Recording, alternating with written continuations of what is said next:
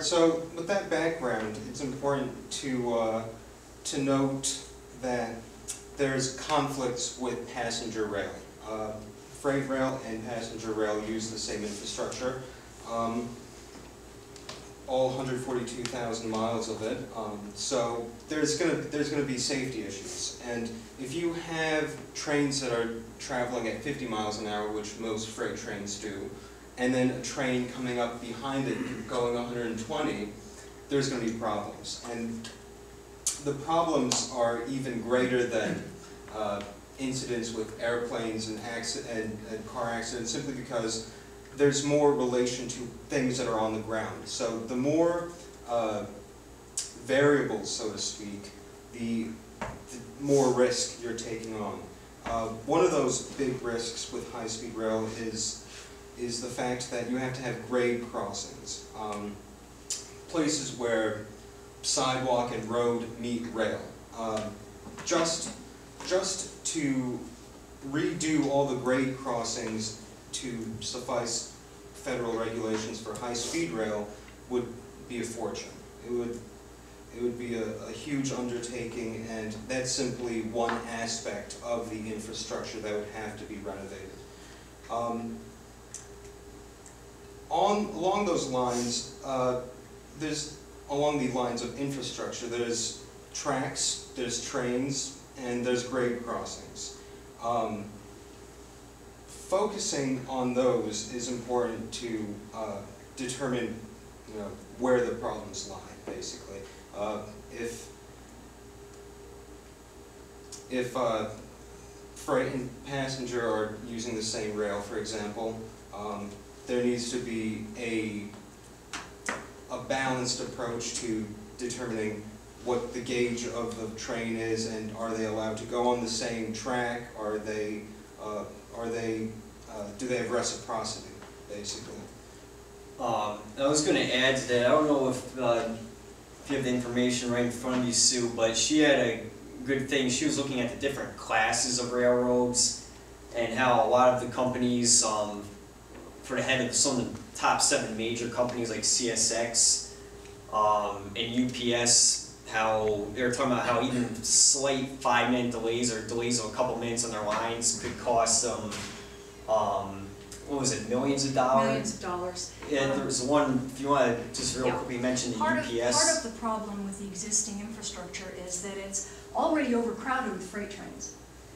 We can't handle the freight trains that we have right now, and it's been estimated that one single Amtrak train displaces 6 freight trains. And the hubs where the trains are meeting and trying to go through are already congested. The trains have to wait. Sometimes they're stuck on side rails for days. And each minute that they sit on a rail, some other business, some other company is losing millions of dollars. If we can't handle the freight trains that we have right now that we need for our own for our own needs, for our coal, for the energy, for the goods that we use every day, and the demand for these goods is increasing, we haven't even addressed what are we going to do with the infrastructure that we have right now to meet the freight trains' needs. And then we're going to add the complications of having the passenger trains, which sound like a really good idea, and they may be a good idea, but it doesn't seem to be feasible right now. So do you want to wrap it up? Or Yeah, I'll wrap it up. I can throw in. Okay.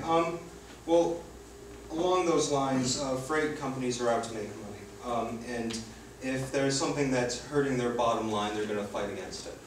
It's as simple as that. And for foreign case studies, for as much as I know, France is the only one that uses an overnight high-speed freight parcel delivery system. All the other ones have dedicated lines that have no interaction with freight or really much else.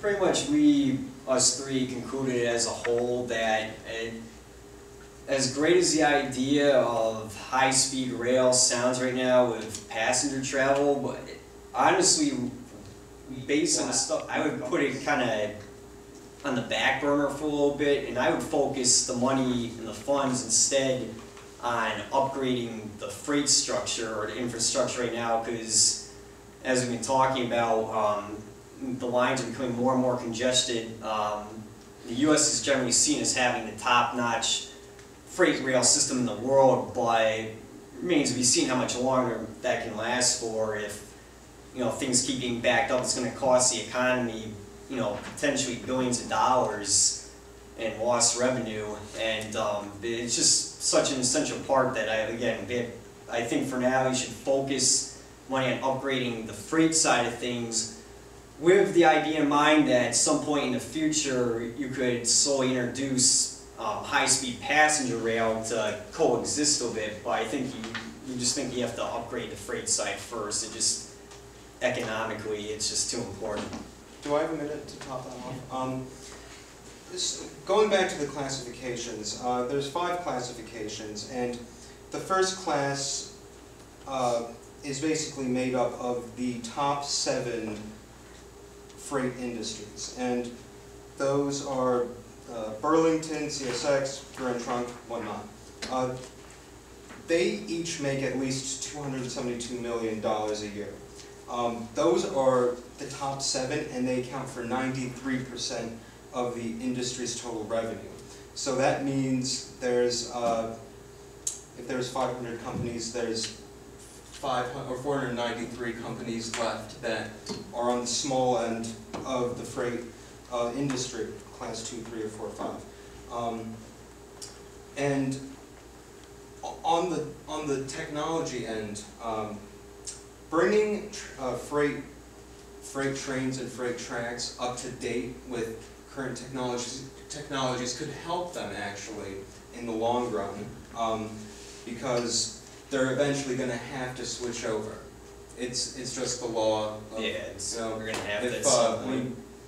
Steam engine, diesel engine, hybrid engine, electric engine, and then the maglev. So things are moving away from actually burning fossil fuels to clean energy. So it would be wise for the railroads to work with high-speed rail. I don't necessarily think that there's going to be an intercontinental high-speed rail act anytime soon, but it's definitely very feasible in certain corridors. May I Yeah. add to this? Please be aware that there are existing mandates on high-speed freight companies for upgrades for safety. And right now, just one freight company says that it's going to cost them $18 billion just to improve to the safety standards that have been set by the government right now. Realize that every penny that these freight companies have to spend will equate to higher costs for goods and services, for coal, and for electricity. So we need to find some way to balance this and to find some way to fit the high-speed passenger in here, but don't forget that there's another cost on the other side. For everything we achieve on one end, it's definitely going to cost us on another end, and that doesn't seem to be addressed in any of the papers. It goes back to the bottom line. So freight transports 42% of our country's freight across the country, but only accounts for 10% of the overall revenue for freight transportation. So they're not getting paid much whatsoever. And that's actually something that they advertise a lot. They say that we're cheap, we're environmentally friendly, and I think they want to keep it that way. But next. Okay. All right.